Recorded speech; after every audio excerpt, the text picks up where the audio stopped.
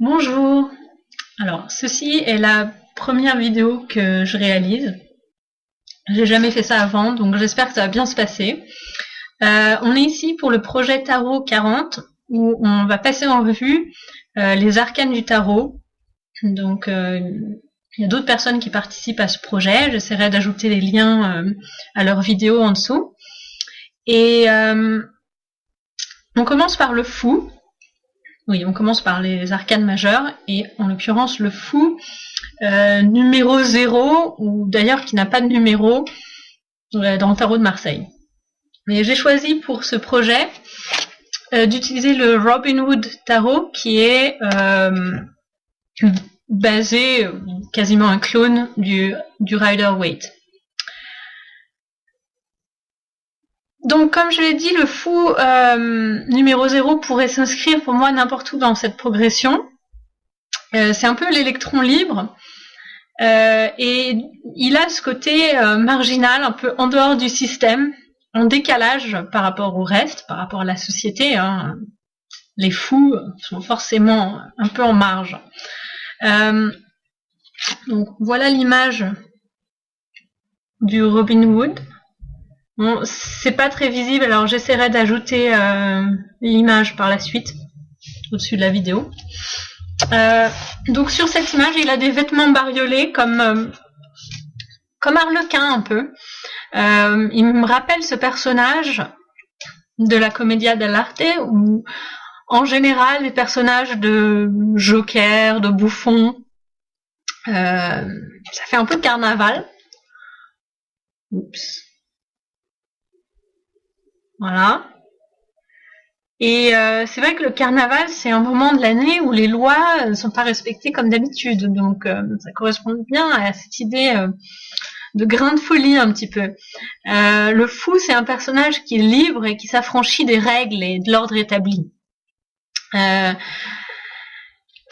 il se lance dans la vie, dans l'aventure, dans le voyage de l'arcane majeure, qui est parfois appelé le voyage du fou.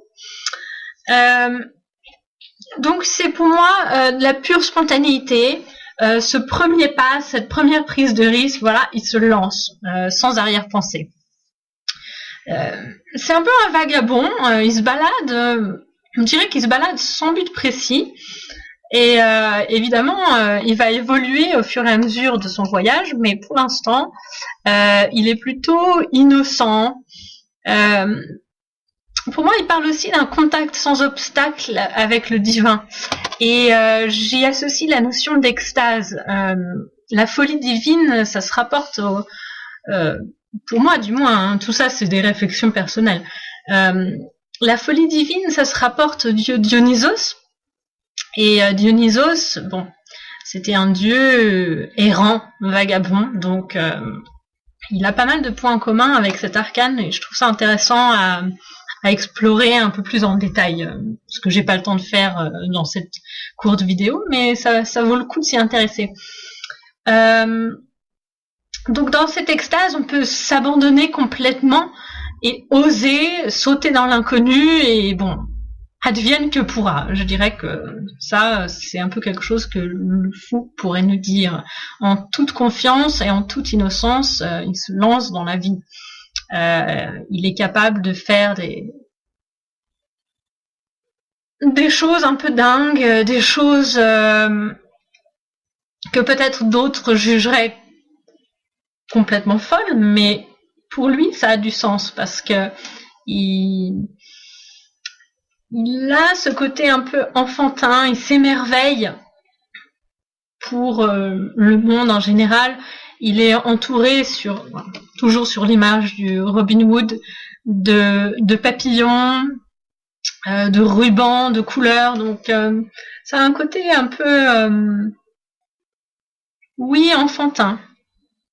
Voilà, donc pour moi, il va de l'avant sans se soucier du qu'en dira-t-on, et il est lui-même, sans masque.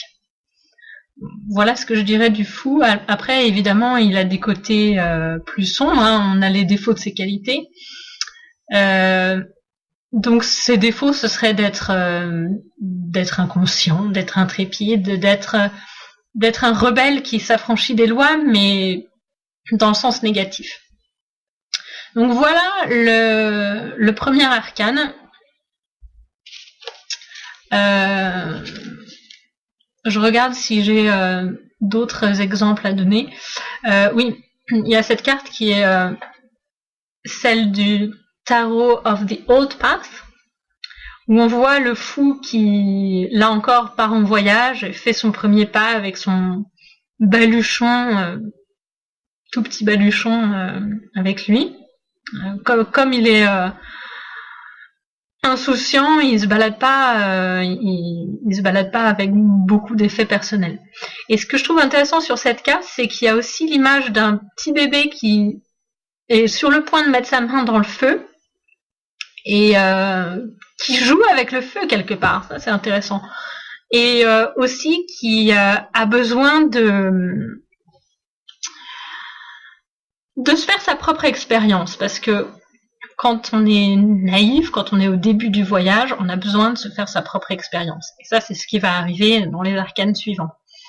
Et puis, cette main dans le feu, ça montre aussi l'idée de prise de risque, qui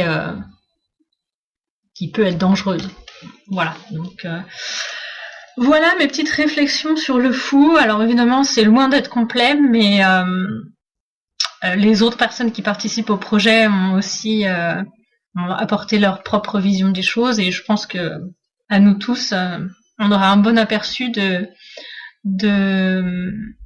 ce dont parle cette carte.